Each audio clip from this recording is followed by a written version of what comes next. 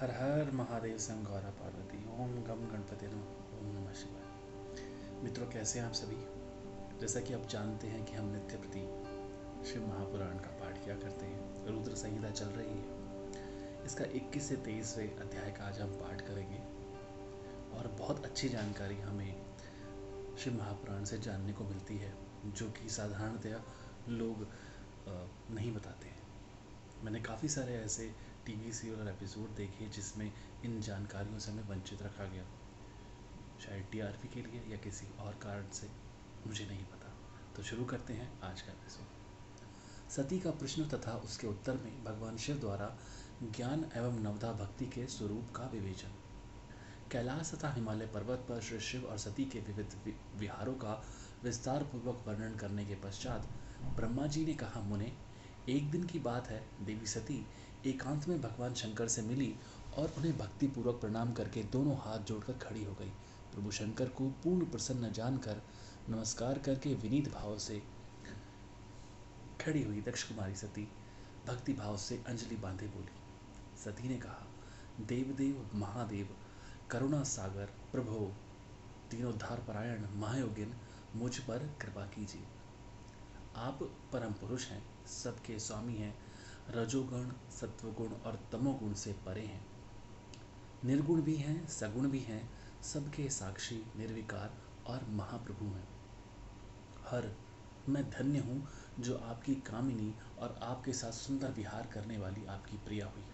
स्वामी, आप अपनी भक्त वत्सलता से ही प्रेरित होकर मेरे पति हुए हैं। नाथ, मैंने बहुत वर्षों तक आपके साथ विहार किया है। महेशान, इस पे मैं बहुत संतुष्ट हुई हूँ और अब मेरा मन उधर से हट गया है। देवेश्वर हर, अब तो मैं उस परम तत्व का ज्ञान प्राप्त करना चाहती हूँ जो निर्तिशय सुख प्रदान करने वाला है तथा जिसके द्वारा जीव संसार दुख से अनायास ही उद्धार पा सकता है। नाथ, जिस कर्म का अनुष्ठान करके विषयी जीव भी परम पद को प्राप्त कर ले और संसार बंधन में न बंधे, उसे आप बताइए, मुझ पर कृपा कीजिए। ब्रह्मा जी कहते हैं, मुने, इस प्रकार आदि शक्ति महेश्वरी सती ने केवल जीवों के उद्धार के लिए जब उत्तम भक्ति भाव के साथ भगवान शंकर से प्रश्न किया, तब उनके उस प्रश्न को सुनकर स्वेच्छा से शरीर धारण करने वाले तथा योग के द्वारा भोग से विरक्त चित्त वाले स्वामी शिव ने अत्यंत प्रसन्न होकर सती से इस प्रकार कहा। शिव बोले, देवी दक्षनंदिनी महेश्वरी, सुनो, मैं उसी परम तत्व का वर्णन करता हूँ जिससे वासनाबद्ध जीव तत्काल मुक्त हो सकता है। परमेश्वरी, तुम विज्ञान को परम तत्व जानो। विज्ञान वह है जिसके उदय होने पर मैं ब्रह्म हूँ ऐसा दृढ़ निश्चय हो जाता है। ब्रह्म के सिवा दूसरी किसी वस्तु का स्मरण नहीं रहता तथा उस विज्ञानी पुरुष की बुद्धि सर्वथा शुद्ध हो जाती है। प्रिय, वह विज्ञान दुर्लभ है। इस त्रिलोकी में उसका ज्ञाता कोई विरला ही होता है। वह जो और जैसा भी है सदा मेरा स्वरूप ही है, साक्षात परात्पर ब्रह्म है। उस विज्ञान की माता है मेरी भक्ति, जो भोग और मोक्ष का फल प्रदान करने वाली है। वह मेरी कृपा से सुलभ होती है। भक्ति 9 प्रकार की बताई गई है सती। भक्ति और ज्ञान में कोई भेद नहीं है। भक्त और ज्ञानी दोनों को ही सदा सुख प्राप्त होता है। जो भक्ति का विरोधी है उसे ज्ञान की प्राप्ति नहीं होती। देवी, मैं सदा भक्त के अधीन रहता हूँ और भक्ति के प्रभाव से जातिहीन नीच मनुष्यों के घरों में भी चला जाता हूँ, इसमें संशय नहीं है। सती, वह भक्ति 2 प्रकार की है, सगुणा और निर्गुणा। जो वैधि यानी कि शास्त्र विधि से प्रेरित और स्वाभाविक ही हृदय के सहज अनुराग से प्रेरित भक्ति होती है, वह श्रेष्ठ है। तथा इससे भिन्न जो कामना मूल की भक्ति होती है, वह निम्न कोटि की मानी गई है। पूर्वोक्त सगुणा और निर्गुणा ये दोनों प्रकार की भक्तियाँ नैष्ठिकी और अनैष्ठिकी के भेद से 2 भेद वाली हो जाती हैं। नैष्ठिकी भक्ति 6 प्रकार की जाननी चाहिए और अनैष्ठिकी एक ही प्रकार की कही गई है। विद्वान पुरुष विहिता और अविहिता आदि भेद से उसे अनेक प्रकार की मानते हैं। इस द्विविध भक्तियों के बहुत से भेद प्रभेद होने के कारण इनके तत्व का अन्यंत्र वर्णन किया गया है। प्रिय मुनियों ने सगुणा और निर्गुणा दोनों भक्तियों के 9 अंग बताए। दक्षनंदिनी, मैं उन 9 अंगों का वर्णन करता हूँ, तुम प्रेम से सुनो। देवी, श्रवण, कीर्तन, स्मरण, सेवन, दास्य, अर्चन, सदा मेरी वंदन, सख्य और आत्मसमर्पण ये विद्वानों ने भक्ति के 9 अंग माने हैं। शिवे, भक्ति के उपांग भी बहुत से बताए गए हैं। देवी, अब तुम मन लगाकर मेरी भक्ति के पूर्वोक्त 9 अंगों के पृथक पृथक लक्षण सुनो। वे लक्षण भोग तथा मोक्ष प्रदान करने वाले हैं। जो स्थिर आसन से बैठकर तन मन आदि से मेरी कथा कीर्तन आदि का नित्य सम्मान करता हुआ प्रसन्नता पूर्वक अपने श्रवण पुटों से उसके अमृतोपम रस का पान करता है, उसके इस साधन को श्रवण कहते हैं। जो हृदयाकाश के द्वारा मेरे दिव्य जन्म कर्मों का चिंतन करता हुआ प्रेम से वाणी द्वारा उनका उच्च स्वर से उच्चारण करता है, उसके इस भजन साधन को कीर्तन कहते हैं। देवी, मुझे नित्य महेश्वर को सदा और सर्वत्र व्यापक जानकर जो संसार में निरंतर निर्भय रहता है, उसी को स्मरण कहा गया है। अरुणोदय से लेकर इस समय सेव्य की अनुकूलता का ध्यान रखते हुए हृदय और इंद्रियों से जो निरंतर सेवा की जाती है, वही सेवन नामक भक्ति है। अपने को प्रभु का किंकर समझकर हृदयामृत के भोग को स्वामी का सदा प्रिय संपादन करना दास्य कहा गया है। अपने धन वैभव के अनुसार शास्त्रीय विधि से मुझ परमात्मा को सदा पाद्य आदि 16 उपचारों का जो समर्पण करना है, उसे अर्चन कहते हैं। मन से ध्यान और वाणी से वंदनात्मक मंत्रों के उच्चारण पूर्वक 8 अंगों से भूतल का स्पर्श करते हुए जो इष्ट देव को नमस्कार किया जाता है, उसे वंदन कहते हैं। ईश्वर मंगल या मंगल जो कुछ भी करता है, वह सब मेरे मंगल के लिए ही है, ऐसा दृढ़ विश्वास रखना सख्य भक्ति का लक्षण है।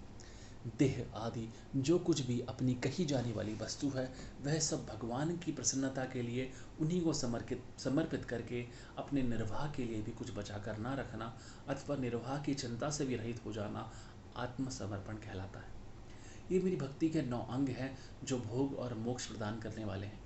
इनमें ज्ञान का प्राकट्य होता है तथा ये सब साधन मुझे अत्यंत प्रिय हैं। मेरी भक्ति के बहुत से उपांग भी कहे गए हैं, जैसे बिल्व आदि का सेवन आदि। इनको विचार से समझ लेना चाहिए। प्रिय, इस प्रकार मेरी सांग उपांग भक्ति सबसे उत्तम है। यह ज्ञान वैराग्य की जननी है और मुक्ति इसकी दासी है। यह सदा सब साधनों से ऊपर विराजमान है। इसके द्वारा संपूर्ण कर्मों के फल की प्राप्ति होती है। यह भक्ति मुझे सदा तुम्हारे समान ही प्रिय है। जिसके चित्त में नित्य निरंतर यह भक्ति निवास करती है, वह साधक मुझे अत्यंत प्यारा है। देवेश्वरी, तीनों लोकों और चारों युगों में भक्ति के समान दूसरा कोई सुखदायक मार्ग नहीं है। कलयुग में तो यह विशेष सुखद एवं सुविधाजनक है। देवी, कलयुग में प्रायः ज्ञान और वैराग्य के कोई ग्राहक नहीं है, इसलिए वे दोनों वृत्त उत्साह शून्य और जर्जर हो गए हैं। परंतु भक्ति कलयुग में तथा अन्य सब युगों में भी प्रत्यक्ष फल देने वाली है। भक्ति के प्रभाव से मैं सदा उनके वश में रहता हूँ, इसमें संशय नहीं है। संसार में जो भक्तिमान पुरुष है, उसकी मैं सदा सहायता करता हूँ, उसके सारे विघ्नों को दूर हटाता हूँ। उस भक्त का जो शत्रु होता है, वह मेरे लिए दंडनीय है, इसमें संशय नहीं है। देवी, मैं अपने भक्तों का रक्षक हूँ। भक्त की रक्षा के लिए ही मैंने कुपित हो जाने पर अपने नेत्र जनित अग्नि से काल को भी दग्ध कर डाला था। प्रिय, भक्त के लिए मैं पूर्व काल में सूर्य पर भी अत्यंत क्रुद्ध हो उठा था और शूल लगकर मैंने उन्हें मार भगाया था। देवी, भक्त के लिए मैंने सैन्य सहित रावण को भी क्रोध पूर्वक त्याग दिया और उसके प्रति कोई पक्षपात नहीं किया। सती देवेश्वरी, बहुत कहने से क्या लाभ। मैं सदा ही भक्त के अधीन रहता हूँ और भक्ति करने वाले पुरुष के अत्यंत वश में हो जाता हूँ। ब्रह्मा जी कहते हैं, नारद, इस प्रकार भक्त का महत्व सुनकर दक्ष कन्या सती को बड़ा हर्ष हुआ। उन्होंने अत्यंत प्रसन्नता पूर्वक भगवान शिव को मन ही मन प्रणाम किया। मुने, सती देवी ने पुनः भक्ति कांड विषयक शास्त्र के विषय में भक्ति पूर्वक पूछा। उन्होंने जिज्ञासा की कि जो लोक में सुखदायक तथा जीवों के उद्धार के साधनों का प्रतिपादक है, वह शास्त्र कौन सा है। उन्होंने यंत्र मंत्र शास्त्र, उसके महात्म्य तथा अन्य जीवोद्धारक धर्ममय साधनों के विषय में विशेष रूप से जानने की इच्छा प्रकट की। सती के इस प्रश्न को सुनकर शंकर जी के मन में बड़ी प्रसन्नता हुई। उन्होंने जीवों के उद्धार के लिए सब शास्त्रों का प्रेम पूर्वक वर्णन किया। महेश्वर ने 5 अंगों सहित तंत्र शास्त्र, यंत्र शास्त्र तथा भिन्न भिन्न देवेश्वरों की महिमा का वर्णन किया। मुनीश्वर इतिहास कथा सहित उन देवताओं के भक्तों की महिमा का, वर्णाश्रम धर्मों का तथा राज्य धर्मों का भी निरूपण किया। पुत्र और स्त्री के धर्म की महिमा, कभी नष्ट न होने वाले वर्णाश्रम धर्म का और जीवों को सुख देने वाले वैदिक शास्त्र तथा ज्योतिष शास्त्र का भी वर्णन किया।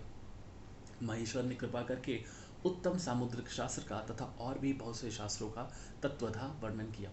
इस प्रकार लोकोपकार करने के लिए सद्गुण संपन्न शरीर धारण करने वाले त्रिलोक सुखदायक और सर्वज्ञ सती शिव हिमालय के कैलाश शिखर पर तथा अन्य अन्य स्थानों में नाना प्रकार की लीलाएं करते थे। वे दोनों दंपति साक्षात पर ब्रह्म स्वरूप हैं। यहाँ पे अध्याय 21 से 23 समाप्त होते हैं। बहुत सारी जानकारी हमें आज के इस एपिसोड में मिली। एक तो ये कि माता सती ने शिव जी से कहा कि भगवान इतने वर्षों तक आपके साथ रहते हुए आहार विहार करते हुए मुझे काफ़ी समय व्यतीत हो गया है। अब मैं जीवन में उस तत्व को जानना चाहती हूँ जिसको पाने के बाद कुछ शेष नहीं रहता। तो शिव जी ने पहले जो बात कही कि एकोहम द्वितीयो नास्ति। समझ रहे ना, वेदांत का जो गूढ़ सार है शिव पुराण में भी बताया जा रहा है। दूसरी बात जो उन्होंने कही कि भक्ति से आप सब कुछ पा सकते हैं, और उन्होंने भक्ति के अंग बताए, भक्ति के प्रकार बताए, उनके उपांग बताए, और फिर ये बताया कि किस तरह की भक्ति से वह प्रसन्न होते हैं, और आत्मसमर्पण के बारे में भी बताया। कितनी क्लैरिटी है इन बातों में कि जो कुछ भी मिला सब कुछ प्रभु का है, और अपने निर्वाह के लिए भी कुछ नहीं छोड़ा, सब तेरा आगे भी तू ही देखने वाला है। ऐसी सोच अगर हम रख लेना तो कभी डिप्रेशन में नहीं पड़ सकते। डिप्रेशन ज़्यादातर तभी होता है जब हम समझते हैं कि हम अकेले हैं। बहुत सारी ऐसी बातें हैं जो भक्ति मार्ग हमें सिखाता है, एक तरह की चेतना हमारे जीवन में देता है, एक तरह की प्रेरणा देता है कि नहीं आगे बढ़ो, कोई ऐसी शक्ति है जो आपके साथ है। तो मैं यही कहूँगा कि निरर्थक कुतर्कों से बचकर खुद को हम यदि किसी भी भक्ति भाव में किसी भी देवी देवता के साथ जोड़ते हैं तो अच्छा है। यदि आप किसी भी देवी देवता में भक्ति नहीं रखते हैं तो कोई बात नहीं, किसी नेचर में विश्वास रखिए कि जब आप किसी बुरे प्रसंग में फंसेंगे, किसी बुरी परिस्थिति में फंसेंगे, तो एक प्रेरणा का स्रोत होना चाहिए। बहुत सारे समय में इंसान सब लोगों से घिरा होने पर भी अकेला पड़ जाता है, तब ये भक्ति रूपी सूत्र ही काम आता है। जब आपका आत्मविश्वास, आपका कॉन्फिडेंस गिर जाए तो कौन आपका साथ देगा। आपको अंतर चेतना का स्वर सुनाई ना दे तो आप कैसे निर्णय लेंगे। तो ऐसे में भक्ति मार्ग है। कभी एक दिन, एक क्षण के लिए निस्वार्थ होकर देखिए, कभी दूसरों की मदद करके देखिए। इससे बड़ी सेवा नहीं है और इससे बड़ी भक्ति भी नहीं है। आज के कलयुग के समय में मानवता से बड़ी भक्ति मुझे नजर नहीं आती है। यदि आप 5 मिनट भी किसी प्रभु के मंदिर में देते हैं तो 50 घंटों की तपस्या से भी बहुत बेहतर है। पर निरंतर कीजिए, प्रसन्न चित्त से कीजिए, अपने सारे हाव भाव मनोभाव को अपने देवता से या देवी से, जिससे भी आप प्रेम करते हैं, जिसको भी आप भक्त की तरह देखते हैं, उनके साथ साझा कीजिए। हमेशा बुरी बातें ही बताना, हमेशा जीवन के दुख बताना ही कहाँ तक ठीक है। अपनी खुशियाँ भी तो शेयर कीजिए। और जिस भाव में आप मानते हैं निसंदेह वह मिलता ही है। चाहे कलयुग का कितना ही प्रभाव बढ़ जाए, लोग कितना भौतिकवादी हो जाएं, कितना ही विज्ञान आगे बढ़ जाएं, पर जो तथ्य हैं, जो सत्य हैं, वो सदा थे हैं और रहेंगे। ऐसी ही बातों के साथ आज आपसे विदा लेता हूँ। कोई गलती भूल चूक हुई तो मुझको क्षमा कीजिएगा। हर हर महादेव। संग गौरव पार्वती। ओम नमः शिवाय।